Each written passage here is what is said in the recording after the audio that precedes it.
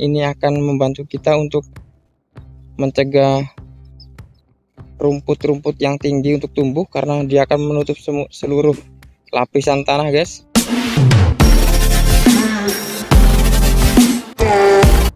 Halo guys, di sini saya mau berbagi cara mengantisipasi rumput krokot berdasarkan pengalaman saya di waktu nanam yang pertama kemarin ini. Kemarin itu saya menanam dan waktu umur 1 minggu rumput sudah menghijau, guys, dan akhirnya saya semprot menggunakan herbisida Sirendi dicampur dengan Nugras, dan alhamdulillah rumputnya mati semua. Dan umur 2-3 minggu langsung ditumbuhi gulma krokot ini, guys.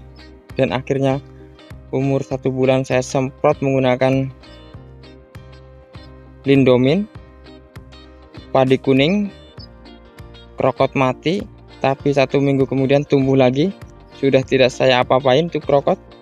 Dan akhirnya setelah panen dia mati dengan sendirinya ternyata, guys. Ternyata gulma krokot ini kalau kita pelajari dia bisa bermanfaat untuk sebagai cover crop bahasa kerennya, guys ya. Tapi dengan syarat padi harus sudah besar, guys, sudah di atas umur 30 hari.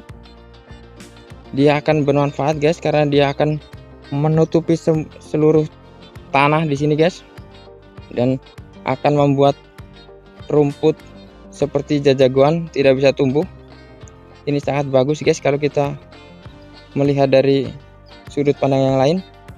Jadi saya mencari cara bagaimana caranya agar rumput krokot ini tumbuh di waktu umur padi sudah 30 hari ke atas, guys. Jadi yang pertama saya lakukan adalah setelah selesai menanam padi, besoknya saya langsung semprot menggunakan herbisida Broad Plus 77 WP. Dan sekarang setelah umur 8 HST rumput belum tumbuh, guys ya. Ini sudah sangat bagus. Nanti kita tunggu, mudah-mudahan kita bisa mengulur waktu agar gulma tumbuh lebih lama. Mudah-mudahan kita bisa menyemprotnya lagi di waktu umur 21 HST. Mudah-mudahan sampai, guys. Di umur 21 HST kita semprot menggunakan Nugras dan Sirendi. Mudah-mudahan gulma krokot akan tumbuh setelah rumputnya mati semua. Mudah-mudahan akan tumbuh krokot di umur 30 HST ke atas, guys.